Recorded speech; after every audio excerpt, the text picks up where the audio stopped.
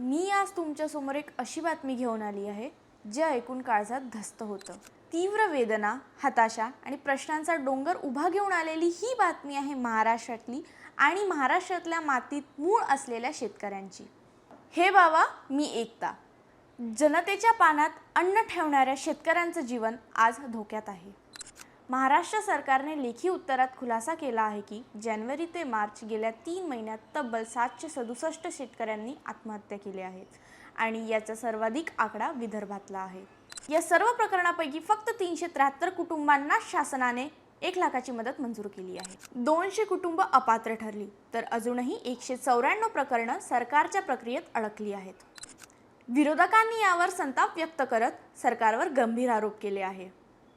मदतीसाठी नियम इतके कडक आहेत की मृत शेतकऱ्याच्या कुटुंबाला त्यातून काहीच मिळत नाही।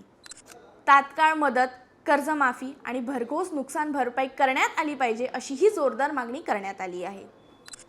आता सरकार काय म्हणतं? सरकारकडून अजूनही ठोस उत्तर आलेलं नाही। मदतीची प्रक्रिया सुरू असल्याचं सांगितलं जात आहे, पण तोवर शेतकरी हातात कागदपत्र घेऊन सरकारी कार्यालयाचे फक्त हेलपाट्या मारतायत। पण माझा एकच शेवटचा प्रश्न तुम्हाला आहे। शेतकरी अन्नदाता आहे, पण जर तो स्वतःच भुकेनं मेल्यावर त्याच्या कुटुंबाला न्याय मिळत नसेल तर आपण स्वतःला समृद्ध भारत कसं म्हणून घेणार आहोत? अशीच खरी आणि थेट बातमी घेऊन पुन्हा भेटूयात। तोवर बघत रहा हे बाबा।